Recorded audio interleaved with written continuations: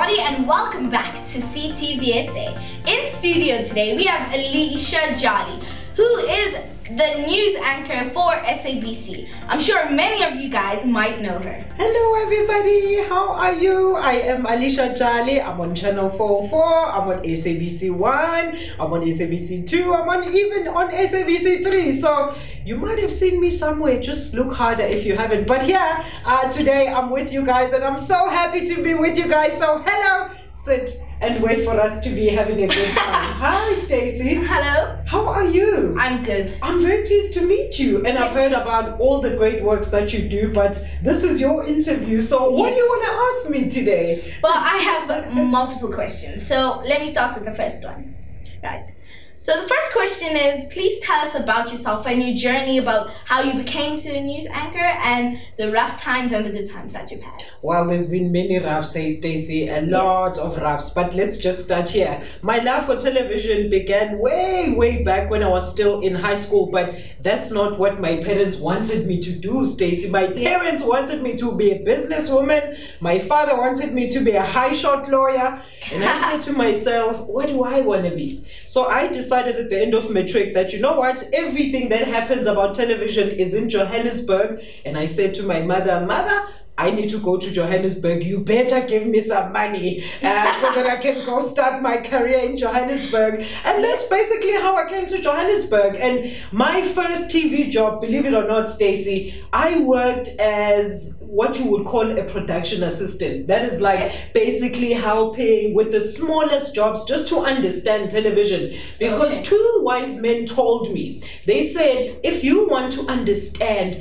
and love the art of television, you need to understand how the industry works, the behind the scenes actually work. So I actually started working in production. I never just went on and started becoming a TV personality, or my first job was on screen. It was never like that. In fact, it took me about 10 years before I could sit in front of a TV screen and say, hello, my name. 10 years. And I'm only 10. And you're 10 years old, so you can imagine. And you were asking about the hard times. The hard times were there because in learning, in that journey of experimenting every single part and aspect of television, I learned that you cannot take any shortcuts in this industry. You have to take in every single thing that you learn on a daily basis. Now, I'm not one of those people that have a journalism degree or anything. I actually don't have a postgraduate degree. I learned everything about television from people that I was working with, from my mentors, and I've sucked every single knowledge that I've gotten from each and every single one of them, and that makes me a household name today. I'm very glad to be here, that you're giving me the props, Stacey. Wow, so fancy. Okay, my second question is, what made you be a news anchor? Well, becoming a news anchor, what can I say? I always wanted to be part of meaningful television. You know, when you bring something that people want to hear about, want to know about. I mean, what a better environment than being on a news channel where, you know, there's breaking news. It's so challenging. Right when I'm sitting in studio, I'm getting told that somebody has done this somewhere, and I have to relay that to the audience. And you also part of making history. When Nelson Mandela died, I was on air. I was in studio that day. They were sending us notes underneath the desk to tell us, this is what's going on. Wow. Do this, and say that. Because you work with a lot of people. This is also why you need to understand television, because you don't just work by yourself. There's a whole group of individuals behind you, behind the camera. So we need to give props to them too. Okay. Was your journey hard becoming a news anchor?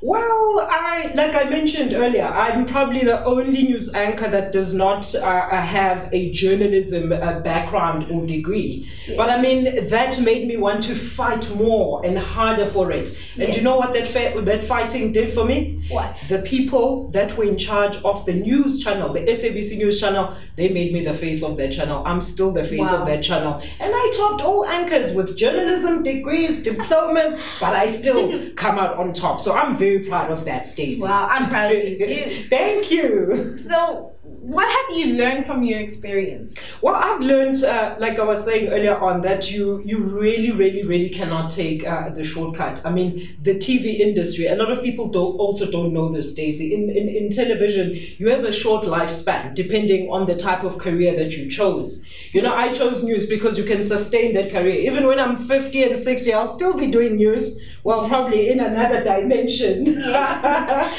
But you know, if you choose your battles correctly, you need to decide which battles you choose correctly. And I've also learned that taking shortcuts and the easy way out never gets you anywhere. So that's why, Stacey, it took me how many years to get in front of the camera? 10 years. High five for that.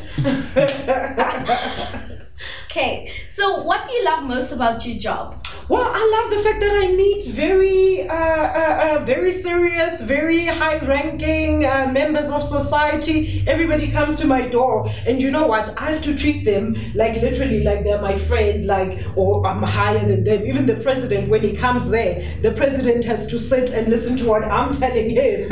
So he's no longer the president when he comes to studio, you know? So that whole thing of interacting with the different personalities, different people, and also I'm naturally curious, so having people at that large a scale, I mean, news, you can meet anybody from a musician right down to a president, and that happens to me on a daily basis. I mean, imagine if I decided I wanted to be one-dimensional and I wanted to do, say, one aspect of television. I wouldn't be able to meet the different type of people that I've met so far. So that's been the most interesting thing, I think, about news. Okay. So what you're doing is a lot, but what inspires you? What does inspire you to keep on going, and what pushes you forward? You know, Stacey, growing up, we never had everything. So I've had to literally work very hard for everything I have. So I'm inspired by those young people that have overcome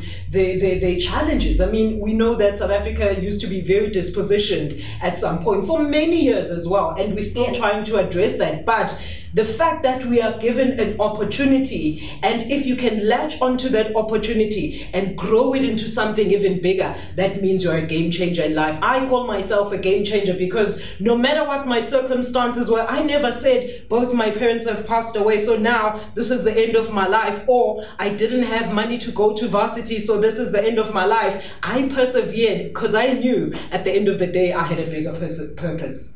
Wow. Yeah. Very inspiring. Guys, take notes. I hope you're taking notes.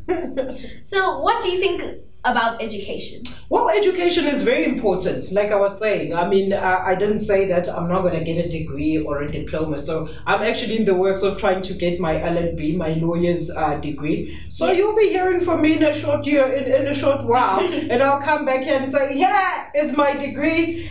Stacey, what do you want to do about this? Should we go out and celebrate with the other kids that are watching today's show? You know, so basically, education is very important, and without it, I mean, from my matric education that I had, I was lucky enough to be able to be one of the first black kids that went into private schools or previously Model C schools, and that matric education got me to where I am today. And you know, you cannot rule out the fact that education all the way. It never stops. Just keep on educating yourself. So if you have the opportunity, if you have the means, by all means, use that opportunity very wisely, because there are other people out there who are not as fortunate as you.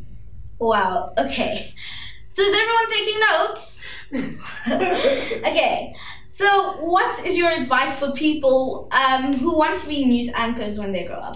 All right, well, for news anchors, there's a lot of reading that needs to happen. And I'm not talking just books. I'm talking daily news that happen. We're so lucky to be living in a digital age now, Stacey. Do you know the first thing I do when I get up is open on the phone. Exactly. I'm checking the news updates. I'm checking everything, because you also want to know what you're talking about. The biggest thing about news is you have to understand the topic that you're discussing. You cannot be seen as just somebody who's reading a script and you're being prompted along. You need to be in there. You need to be part of that discussion. And I think that's what makes it, the most interesting thing, because your personality gets to shine out as an individual, even though you're on air. And that is my staying power, because I laugh and I say jokes, even though it's news, it's serious. But that style of presenting, a lot of people can say, she's very different when she reads news. And she's very encouraging. And people that come to my show, they don't want to leave once they're there, Stacey. Oh, wow. Okay, let's show yourself off.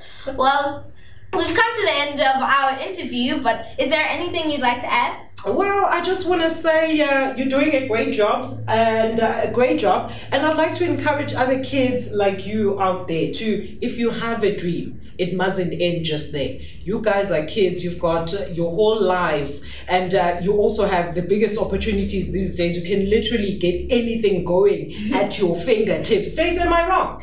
No. I'm not wrong. You're Absolutely. right. You've got the internet, you've got everything. Use those things to your advantage. I mean, people can even apply for bursaries. If you feel that your parents are illiterate and they cannot assist you, don't just sit down and accept your situation wherever you are. Rural areas, suburban areas, our circumstances are different. Make yourself that one difference in this earth. Let's see your purpose in life. Thank you so much for having me. Thank you for coming here, and it was a pleasure meeting you. Thank you so much. In studio, we have Alicia, Jali, and thank you everyone for watching. For more, you can go on our Facebook, which is CTVSA, our YouTube, CTVSA, and other handles, CTVSA. Thank you very much, and keep on watching CTVSA. Bye!